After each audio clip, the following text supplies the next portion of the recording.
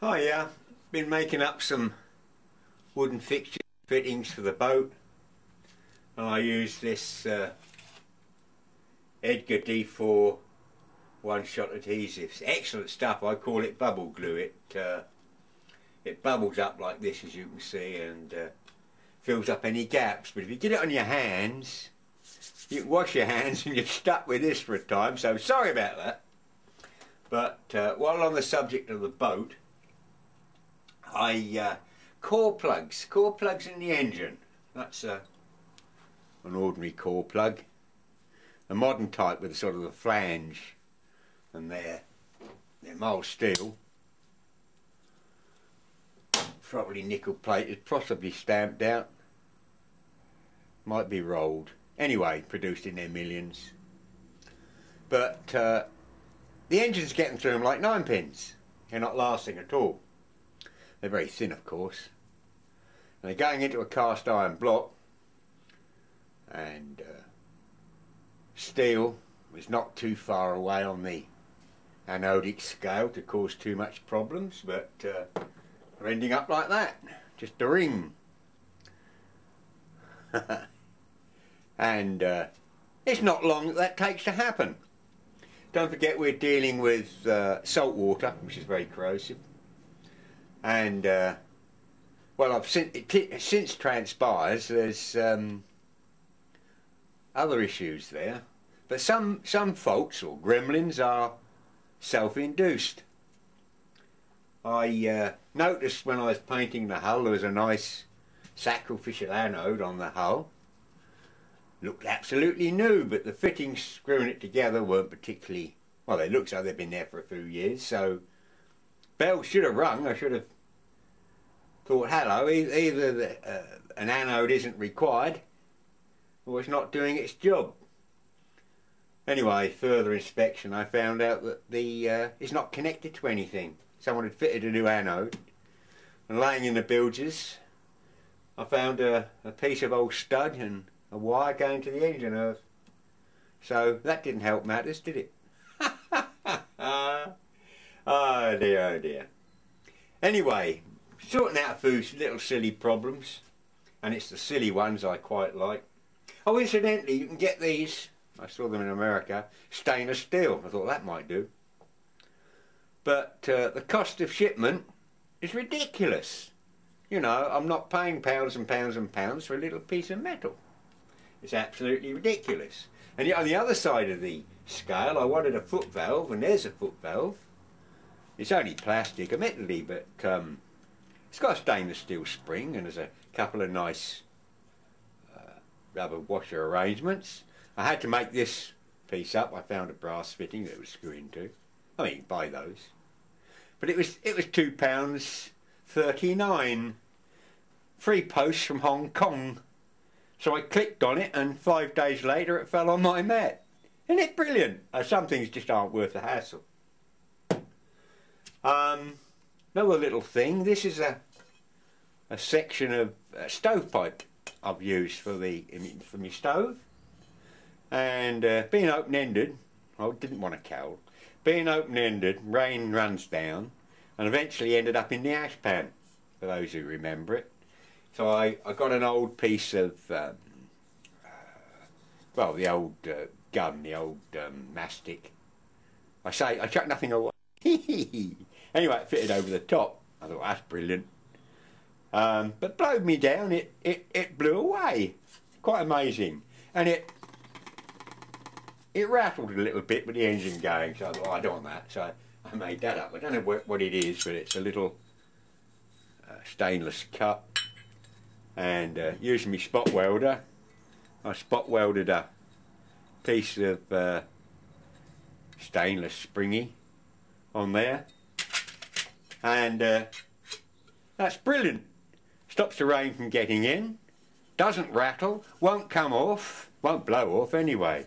Just got to remember to take it off every time I light my fire. But I was pleased with that. A simple fix. Silly things like that give me a bit of a buzz. Oh, I'll just add this. When I said salt water is corrosive, That was a slip of the tongue. I meant to say, of course, that salt water is more conductive than fresh water, hence reference to the sacrificial anode.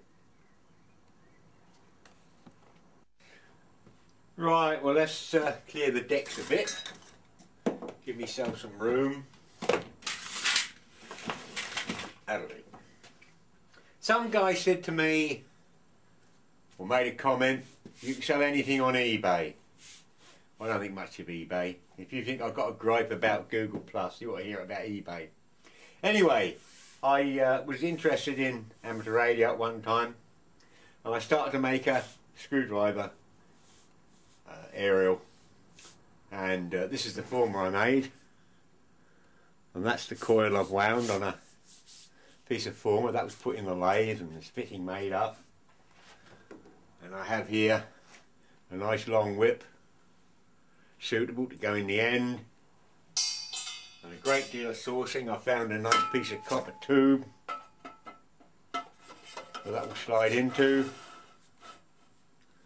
I've yet to make up finger stock for here and do the motor drive, but I was quite pleased with that, but I shan't pursue it.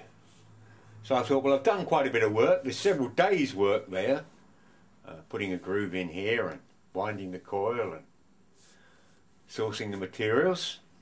This is enamel covered copper wire, by the way. I do quite realise that this will have to be, or the outer will have to be removed for the finger stock to make good contact. Anyway, I decided not to pursue it, and I thought, well, this might be interesting to someone. Put it on eBay. I didn't get a bid, not one bid. So I then put the whole thing on Pre-Loved, I think it was. I asked 25 quid, which is slightly less than what I paid for the copper tube. It's been on there 2 months now. So I maintain what I said earlier on, that homebrew stuff, well, certainly in this area, is completely dead. I mean, there's no way I could post this sort of thing, but you would have thought within sort of 50-mile radius someone would have been interested. But as I say, I'm none too happy with eBay. They want 10%. You have to, well, you don't have to, but it's a good idea to use PayPal. They want their cut. You even have to pay 10% if you charge postage to someone. So, and then, that's assuming everything goes fine, without all the idiots you encounter.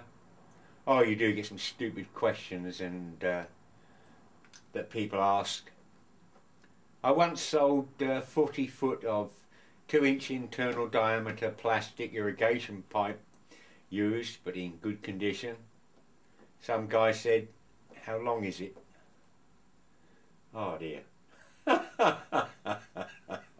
I said there's a clue in the description.